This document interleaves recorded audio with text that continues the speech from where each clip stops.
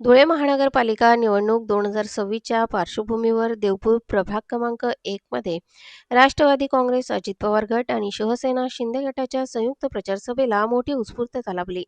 कदमबांडे नगर येथे आयोजित या सभेत वक्त्यांनी भाजपाच्या कारभारावर जोरदार टीका करत लोकशाही व विकासाचा प्रश्न उपस्थित केला.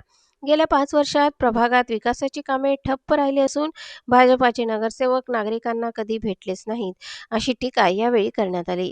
त्यामुळे नागरिकांच्या अपेक्षा अपुऱ्या राहिल्याचे मत व्यक्त करण्यात आले. मात्र आता महानगरपालिकेवर राष्ट्रवादी आणि शिंदेसेना सत्तेवर आल्यास उपमुख्यमंत्री तथा नगरविकास मंत्री नामदार एकनाथ शिंदे आणि उपमुख्यमंत्री नामदार अजित पवार यांच्या मार्गदर्शनाखाली प्रभागातील अपूर्ण विकास कामांना गती दिली जाईल, असा विश्वास प्रवक्ते श्यामकांत सनेर आणि समन्वयक सुनील नेरकर यांनी व्यक्त केला.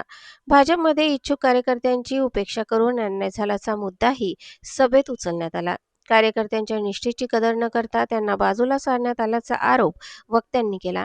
दोंडाईचा आणि शिंदखेड्यातील राजकीय घडामोडींचा संदर्भ देत लोकशाही दडपण्याचा प्रयत्न नेहमी जनतेने उधळून लावला असल्याचे वक्त्यांनी नमूद केले.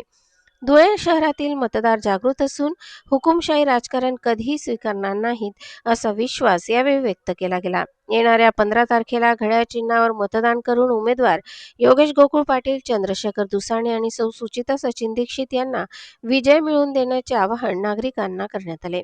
सभेला माजी आमदार शरद पाटील, स्थानिक पदाधिकारी, ज्येष्ठ नागरिक आणि महिला कार्यकर्त्यांसह मोठ्या संख्येने उपस्थित होते. निवडणुकीत लोकशाही जिवंत ठेवण्यासाठी एकजूट दाखवण्याचे आवाहन करून सभा उत्साहात पार पडली. अत्यंत साधारण घराण्यातला सामान्य कुटुंबातला हा आमचा राकेश भाऊ माळी यांच्या आई त्या ठिकाणी नगराध्यक्ष झाल्या. कुठलीही धनशक्ती नाही, कुठलीही राजकीय घराण्यातली परंपरा वारसा नसलेला हा सामान्य कार्यकर्ता आणि आमचा राष्ट्रवादी काँग्रेस पक्ष त्या ठिकाणी कुठल्याही दादागिरीला न घाबरता त्या ठिकाणी मोठ्या संख्येने विराजमान झालेत आणि ते आज नगराध्यक्ष झाले. आज त्यांची धुळे शहरातली ही पहिलीच सभा आहे शेखर भाऊ, आणि म्हणून या आमच्या युवा नेत्याचं आपण सगळ्यांनी पुनश्च एकदा टाळ्यांच्या कडकडाट आवाजामध्ये स्वागत करूया. 15 तारखेला आपल्याला घड्याळ या निशाणीवर मतदान करावं ही विनंती करण्यासाठी आम्ही या ठिकाणी सर्वजण आलेलो आहोत. तर आमदार साहेब, त्यांचं उत्तर असं असतं की आम्हाला तुमची सेवा करायची आहे, जनतेची सेवा करायची. मग जर तुम्हाला पुन्हा जनतेची सेवा करायची आहे तर 5 वर्ष तुम्ही काय करत होता? 5 वर्ष तुम्हाला पूर्ण बहुमताने सेवा करण्यासाठी निवडून दिलं होतं ना. मग आता जर आम्हाला सेवा करणारा आमचा वारसदार असेल, नगरसेवक असेल, तो जर बदलून घ्यायचा असेल तर त्याचा अधिकार आमचा आहे का तुमचा आहे? आमची सेवा कोण करेल हे ठरवण्याचा अधिकार तर आम्हाला द्या.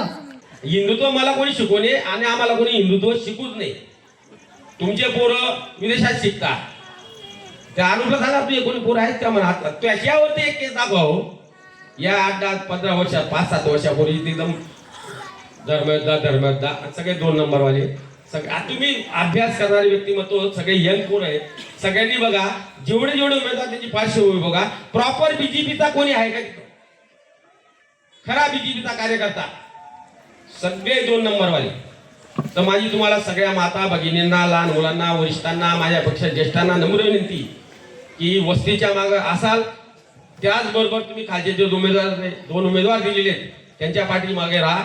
ऍक्च्युली आम्हाला उमेदवारी करायची नव्हती, आम्हाला अमोल मराठीच्या पाठीशी राहायचं होतं, पण वस्तीला कोणीतरी वाली असला पाहिजे. त्यामुळे आम्ही शेखरला बळजबरी उभं केलं. मी उभं केलं म्हणजे ते कानफटीत मारली, आई शपथ सांगतो.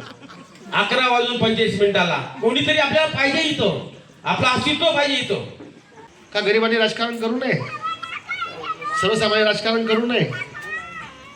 अमोलवर जो अन्याय झाला तो अतिशय चुकीचा झाला. कदाचित आज अमोल राहिला असता तर शेखरभाऊ राहिले नसते. शेखरभाऊ तुमच्या नशिबात राजयोग आहे. होंगा कपाल में तो आएंगा टपाल में. असे अनेक प्रश्न आहेत. आपण सुद्धा तरुणांनी डोळे उघडले पाहिजे. आपल्या ताकदीचा, आपल्या शक्तीचा दुरुपयोग कोणी करून घेतोय का याचं आपण चिंतन केलं पाहिजे. आम्ही लहानपणी जे गाव बघितलं तेच गाव आज पण आहे. 10 गल्लीचं गाव आहे आपलं. एक माणूस दावा भेटतो, शेवटी रामराम करतो, गोपालला किंवा गजाला चहा पिऊन घेतो.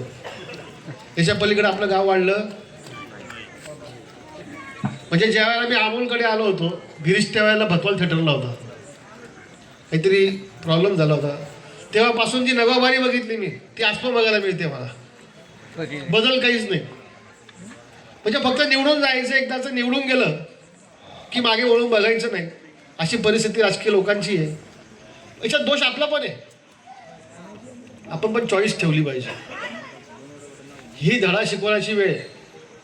जनशक्ती विरुद्ध धनशक्ती.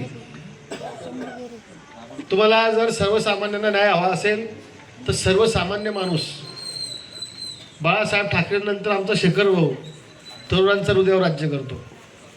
आज पण त्यांच्यावर प्रेम करतो.